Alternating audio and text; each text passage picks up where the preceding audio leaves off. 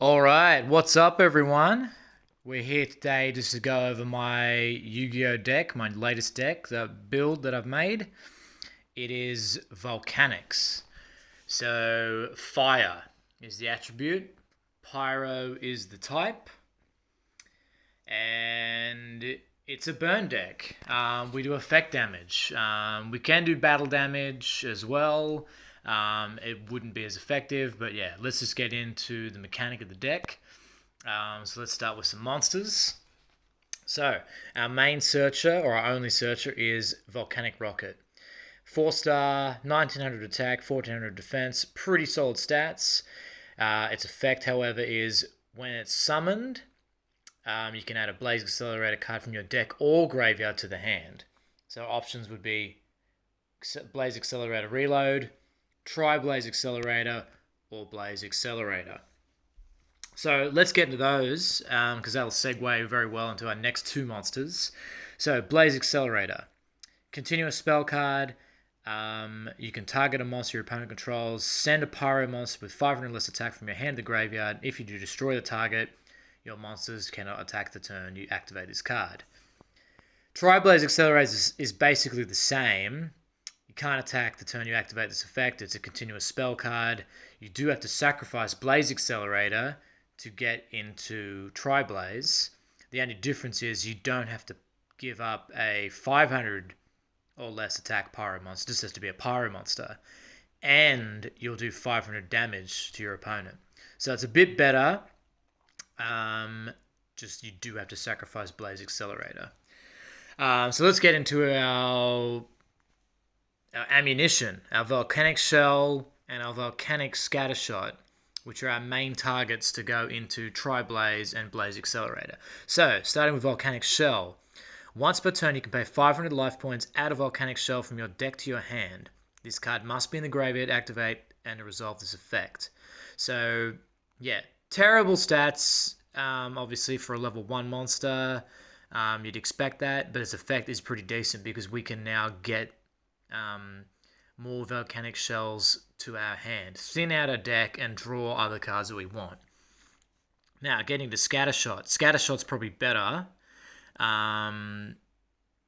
So when this card is sent to the graveyard, inflict 500 damage to your opponent. If this card is sent to the graveyard by the effect of a Blaze Accelerator card, you can send the other two Volcanic Scattershots from your hand or deck to the graveyard to destroy all monsters your opponent controls, which is awesome. Alright, so let's look at our last Blaze Accelerator card now. That is Blaze Accelerator Reload. It's Tri-Blaze Accelerator by name on the field in the spell and trap zone. It does have a cool effect. During either player's main phase, you can send a Volcanic card from your hand to the graveyard if you do draw a card. You can only use that effect once per turn. And then its other effect, which is also very awesome. During either player's main phase, you can banish this card from your graveyard, send a Volcanic card from your deck to the graveyard. And yeah, our options, once again, would probably be Shell or Scattershot. And we have another option as well, which is Volcanic Counter, which will do a lot more burn damage, potentially. So before we move on to our other monsters and our last spell card we're reviewing, we'll go into our last trap card that we're reviewing here, which is Magic Cylinder. So yeah, Yugi plays Magic Cylinder, I believe a couple times in Season 1 or 2 maybe. Definitely Season 2, I believe, against the other bloke using Magician's Arcana. So Magic Cylinder is simply this. When an opponent's monster declares an attack, target the attacking monster, negate the attack, and if you do, inflict damage to your opponent equal to its attack. So awesome card in terms of just dealing damage. Won't protect all your monsters or anything, just the one. But yeah, that is still a very good addition to this build because we want our opponent to try and attack us. We don't want to attack our opponent, with the exception of our Volcanic Doomfire, which will go both ways. We'll get into him at the end though. So let's get into our last three monsters, I should say. We've got some level 4s.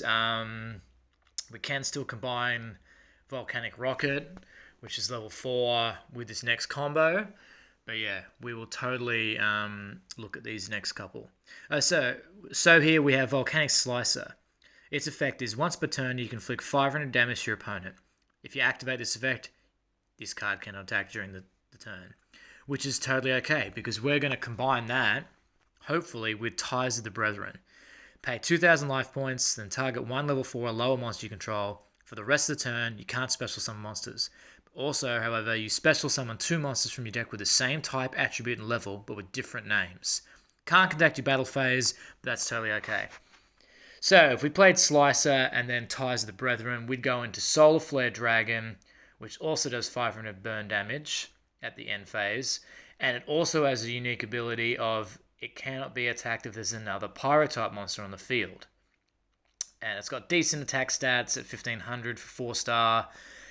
And now moving on to our last target, ideally we'd go into Barrier Statue of the Inferno. Only 1000 attack defense, which is pretty bad, but its effect can devastate our opponents. Neither player can special summon monsters except fire monsters. So if we would get all 3 on the board, say the next turn, our opponent can only special summon once. Normal summon once. Basically, they would have to get over Volcanic, Slicer, and or Barrier Statue before getting to Solar Flare Dragon, which is awesome. So, we only have one more card to look at this point, and that's our heavy. That's our big guy of the deck. 8-star, Volcanic Doomfire. Now, you cannot be normal summon set. Must first be special summoned from the hand by sending a Tri-Blaze Accelerator you control to the graveyard. Thankfully, we have options. We've got the regular Tri-Blaze Accelerator or Blaze Accelerator Reload, which takes on Tri-Blaze Accelerator's name, which will be easy to get off. So, moving back into this card's effect. During your opponent's battle phase, attack position monsters your opponent controls must attack this card, if able. When this card destroys a monster by battle and sends it to the graveyard, destroy as many monsters your opponent controls as possible, and if you do, inflict 500 damage to your opponent for each monster destroyed by this effect. With 3,000 points, it's going to be hard to beat this thing. Not impossible, but if we can attack lower level monsters, we're pretty set and we're home here, regardless of us attacking or being attacked. In combination with everything else we've just gone over, it's awesome. So, just going back to Tri-Blaze, Blaze Accelerator Reload, which is Tri-Blaze Accelerator, we get this in the graveyard, most likely. And even if it was in the graveyard, we could always bring it back with Volcanic Rocket, because Volcanic Rocket lets us add a Blaze Accelerator card from our deck or graveyard to the hand. So it shouldn't be that hard for us to get Volcanic Doomfire on the field, which would be our aim, obviously, because we want to force our opponent to attack us and do damage for us, because we just don't want to have to attack manually and do damage that way, because then they could activate their trap cards or their whatever contingencies they have. So anyway, guys, that is pretty much it. That is the deck profile. We just showed the heart and soul of the deck, really, with all the Tri-Blaze Accelerator cards or Blaze Accelerator cards of our Volcanic monsters. Ties of the Brethren is awesome. Magic Cylinder is also awesome. Won't show off the other cards today, but it's a fun deck. It goes all right. Try it, but anyway, thanks for watching, guys.